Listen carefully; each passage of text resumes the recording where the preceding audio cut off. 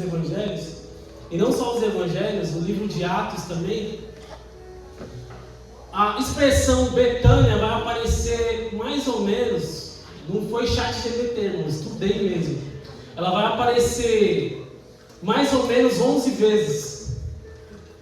Então nós temos que nos atentar para esse tema. Não apareceu 11 vezes à toa, né? E o interessante é que quando Jesus ele vai ser batizado, você lembra que ele vai ser batizado no Rio Jordão, né? Mas ficava nas proximidades de um lugar chamado Betânia, né? Quando você vai ler o Evangelho de João, quando Jesus ele vai ser batizado lá no capítulo 1, irmãos, nós vamos ler aqui também, Jesus ele vai aparecer no Jordão em Betânia. Mas quando Jesus ele vai finalizar o ministério dele, quando ele chama aquele remanescente, aqueles discípulos, quando ele é elevado aos céus, também acontece em Betânia. Porque o nosso discipulado a Cristo, ele começa em Betânia e ele termina também em Betânia. De Betânia a Betânia. Então nós temos que olhar para Betânia, irmãos, e entender por que o Senhor tomou para si, não só essa cidade, mas essa casa, a casa de Marta, Maria e Lázaro em Betânia. Amém? A ponto de Jesus virar as costas para Jerusalém, irmãos, e voltar o seu coração para Betânia. O que Jesus não encontrou em Jerusalém, ele encontra em Betânia, irmãos. A ponto dele dizer: Jerusalém, Jerusalém, tu que matas os profetas e apedreja aqueles que te são enviados. Quantas vezes eu quis vos ajuntar, como a galinha junta os seus pintinhos debaixo das suas asas, mas vós não quisestes. Desde agora, Jesus disse, a vossa casa ficará deserta. Jerusalém, ela não entendeu o tempo da visitação do Senhor. Ela rejeitou. E aí ele volta o seu coração para Betânia. E o que ele não achou em Jerusalém, irmãos, ele vai encontrar em Betânia. Amém? Glória a Deus. Queria ler com vocês o capítulo 21, irmãos. Sim. Versículo 12.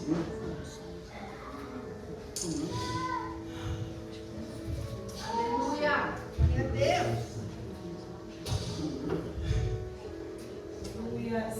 Aleluia, Espírito. Diz assim, irmãos: e entrou Jesus no templo de Deus, e expulsou todos os que vendiam e compravam no templo, e derribou as mesas dos cambistas e as cadeiras dos que vendiam pompas, e disse-lhes: está escrito, a minha casa será chamada casa de oração, mas vós tendes convertido ou transformado em covil de ladrões.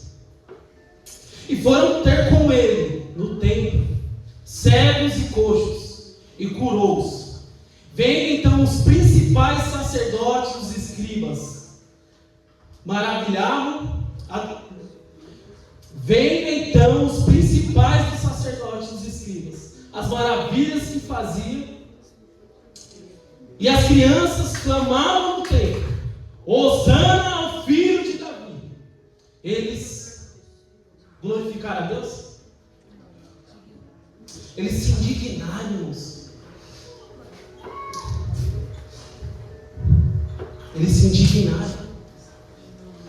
Olha o discernimento que essas crianças tiveram e esses mestres da lei não tiveram, irmãos. E aí o que acontece? Versículo 17.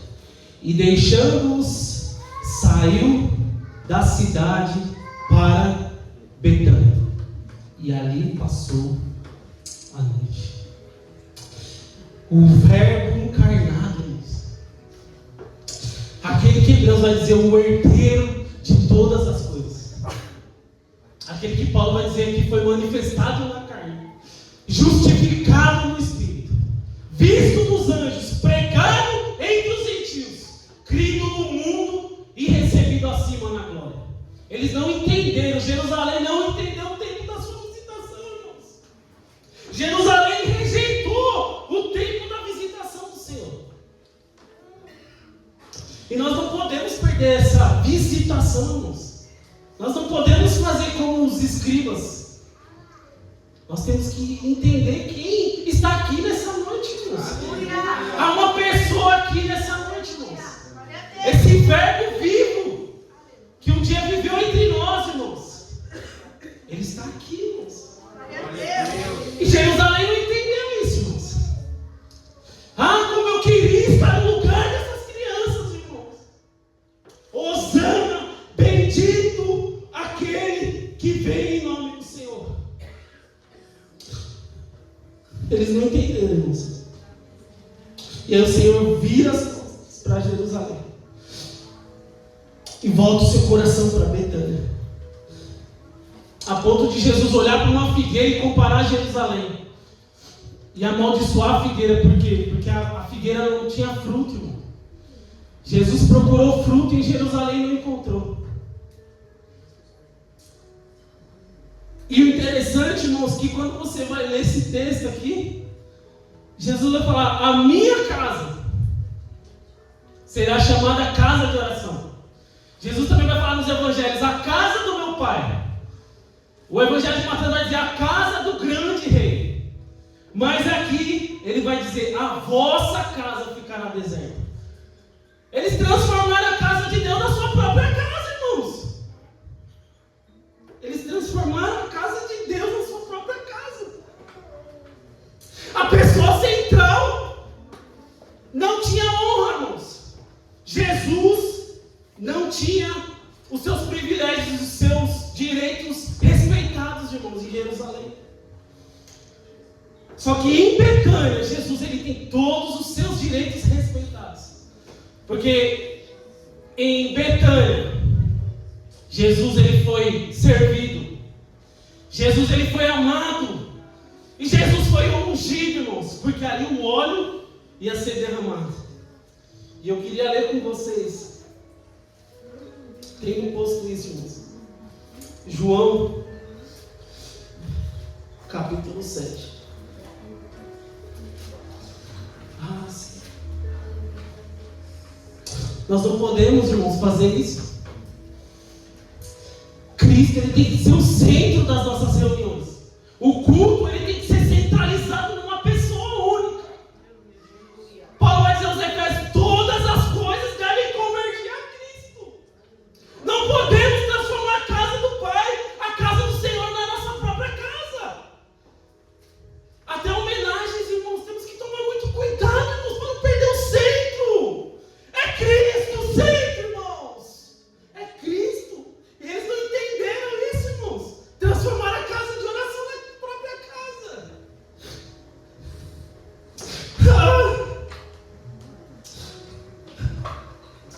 João 7, irmãos.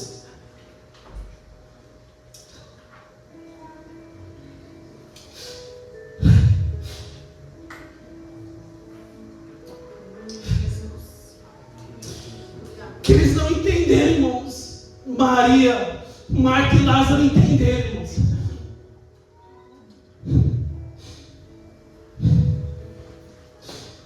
João capítulo 7. Estava tendo uma reunião, irmãos. Um concílio para matar o Senhor. Os mestres estavam reunidos, os escribas. Ali estava Nicodemos. Ali estava Anás, Caifás, ali estava José de Arimateia. Eles estavam discutindo acerca do que fariam com o Senhor Jesus, como matá-lo, como prendê-lo. E quando a gente vai ler, o final do texto diz assim: e cada um, versículo 53, 7:53, irmãos, diz assim: cada um foi para a sua própria casa. E agora eu quero ler com vocês o versículo 1 do capítulo 8.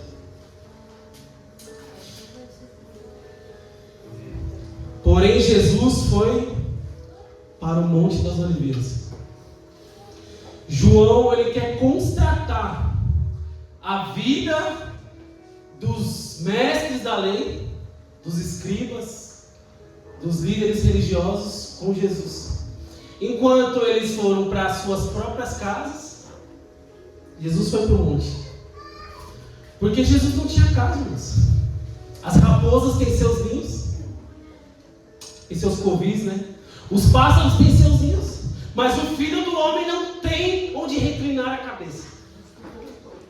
Quando Jesus ele ia ficar hospedado em algum lugar, nunca era na sua própria casa, até porque ele não tinha, irmãos. Enquanto os escribas, os religiosos, eles iam para suas próprias casas, Jesus não tinha casa. E a Bíblia vai dizer que ele se esvaziou, Filipenses 2,5. E ele assumiu a forma de servo, irmãos.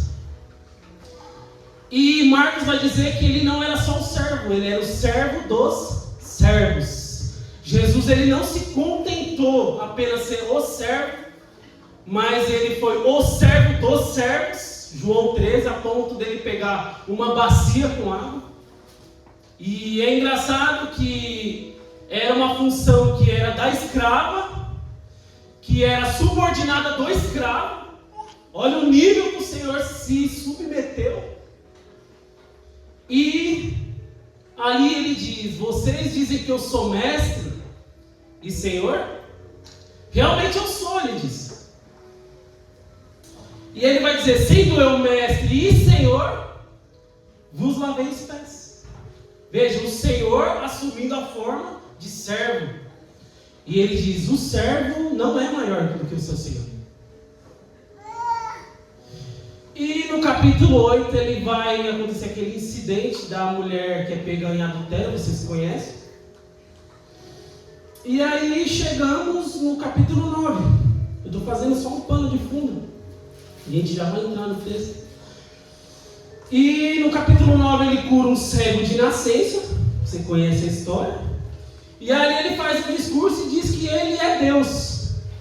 Eu e o Pai somos um. Falar isso para o judeu era considerado uma blasfêmia. E quando ele se diz igual a Deus, os judeus pegam em pedras para o apedrejar. E no capítulo 10, irmãos, eu queria ler com vocês versículo 22, a gente vai ler bastante, fazendo um pano de fundo só para a gente entrar aqui no capítulo 12, mas eu queria ler o capítulo 10, 22. Sim. E em Jerusalém havia a festa da dedicação, e era inverno. E Jesus passeava no templo, no alpendre de Salomão. E rodearam, pois, os judeus e disseram-lhe: até quando terás a nossa alma suspensa? Se tu és o Cristo, dize-no abertamente. O Senhor fez tanta coisa, irmãos, e eles ainda não conseguiam ver quem estava diante deles, irmãos. E chegamos no capítulo 11.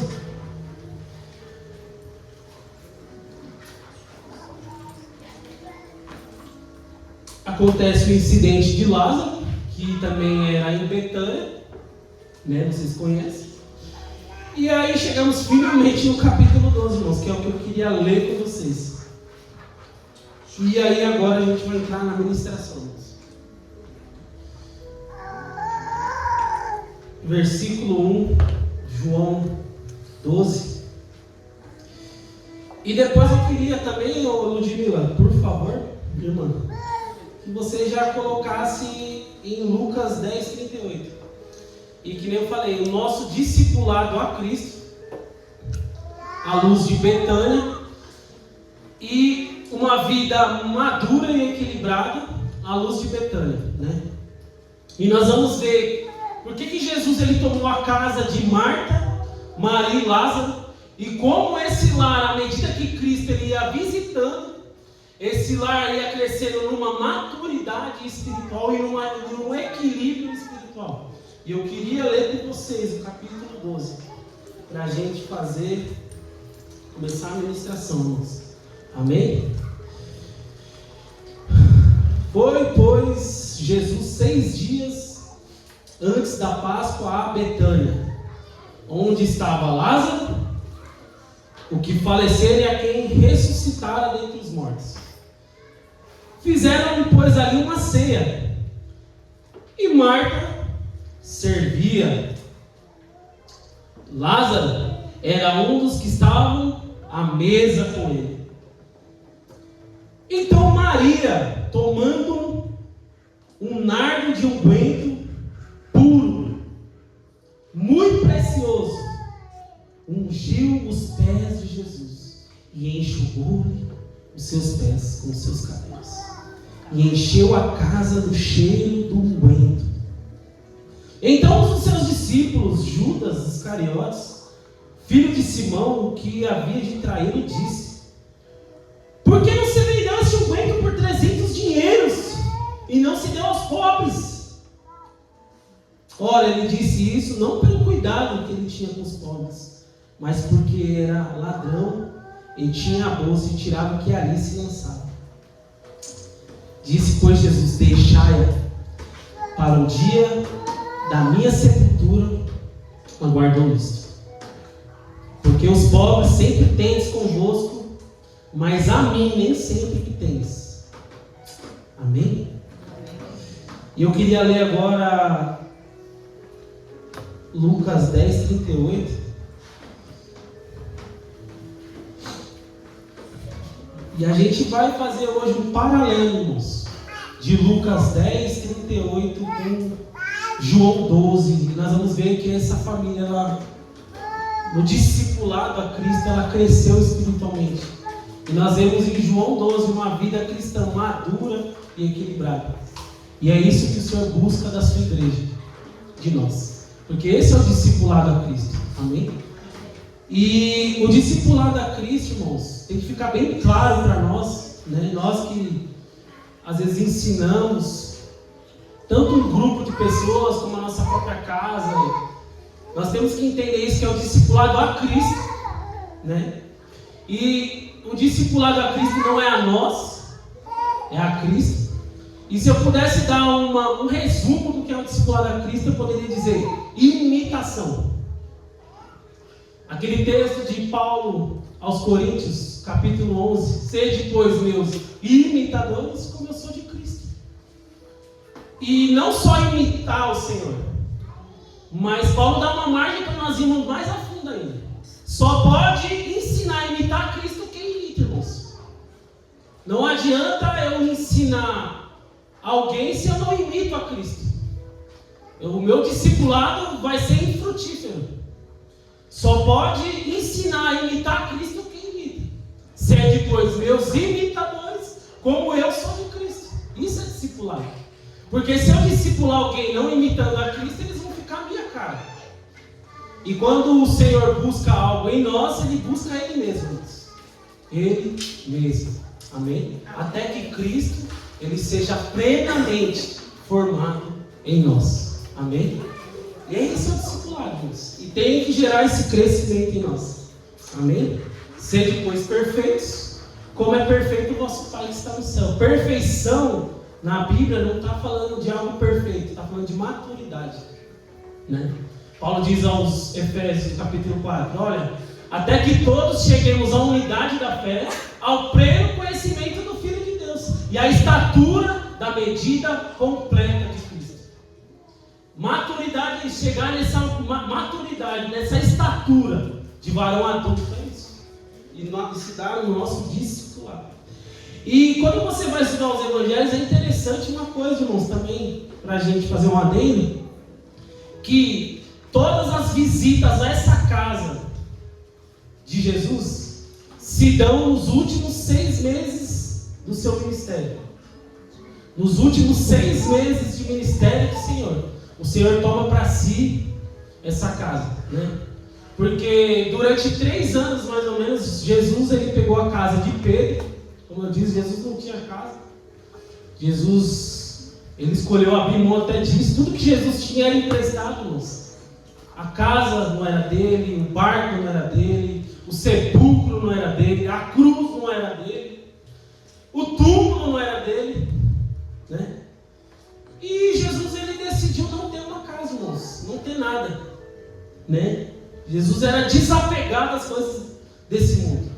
Tudo que Jesus tinha era emprestado, irmãos. E Jesus ele vai pegar a casa de Pedro no seu ministério na Judéia, mas na Galileia, quando ele vai para a Judéia, ele pega a casa de Marta, Maria e Lázaro em Betânia. Jesus ele sempre estava hospedado em algo que não era seu, até porque ele não tinha, né? Eu vi um pregador uma vez falando que Jesus tinha uma casa na praia, irmãos, à beira-mar. Não sei se vocês já chegaram a ver esse corte. Mentira, irmãos, era a casa de Pedro, que nós temos estudado no Evangelho de Marcos. Quando ele estava na casa à beira-mar, está falando da casa de Pedro, a casa de Simão. Jesus não tinha casa, irmãos. Amém? E eu queria ler com vocês Lucas 10:38, tendo um posto desse pano de fundo. Agora nós vamos ler mais um texto. Diz assim: aconteceu que indo eles de caminho, entrou numa aldeia, e certa mulher chamada por nome Marta o recebeu em sua casa. Aqui todos nós sabemos que é Betânia, não tem, o texto não diz, mas nós já sabemos. E tinha essa uma irmã chamada Maria, a qual assentando-se também aos pés de Jesus, ouvia a sua palavra. Marta, porém, andava distraída em muitos serviços e muitos afazeres. Algumas traduções dizem: Marta, porém, andava ansiosa em muitos serviços. E aproximando-se, disse: Senhor, não te importas que minha irmã me deixe servir só? Disse-lhe, pois, que me ajude?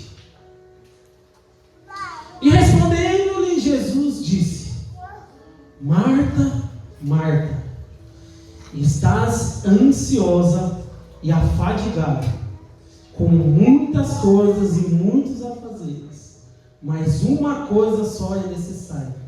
E Maria escolheu a boa parte, a qual não lhe será tirada. Amém? Quando Jesus ele faz a obra em nós, começa esse discipulado, acontece como aconteceu aqui em Lucas 10:38, ele encontra um lar desajustado, irmãos. Só que à medida que nós vamos conhecendo o Senhor e crescendo no conhecimento dele, o Senhor vai ajustando esse lar, assim como nós. Porque quando nós olhamos para Lucas 10:38, o que nós encontramos? Um lar desajustado. Um desajuste entre serviço e devoção.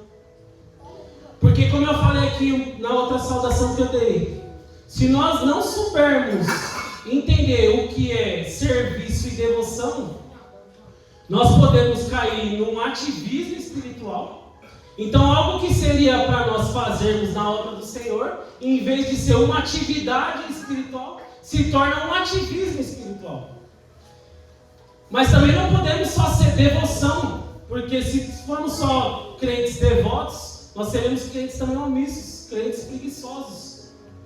E não podemos ser infrutíferos, temos que ser crentes ativos na obra do Senhor. Mas tem que haver esse equilíbrio. E quando você olha para o Evangelho de Lucas, no capítulo 10, versículo 38, você vai ver um desajuste, irmãos. E à medida que o Senhor ele vai trabalhando nesse lar, nas suas visitas, o Senhor vai ajustando, e esse lar vai crescendo numa maturidade, tanto no serviço do Senhor, quanto na devoção ao Senhor. Porque nós não podemos fazer do serviço do Senhor algo, um ativismo. E o que é ativismo? Ativismo é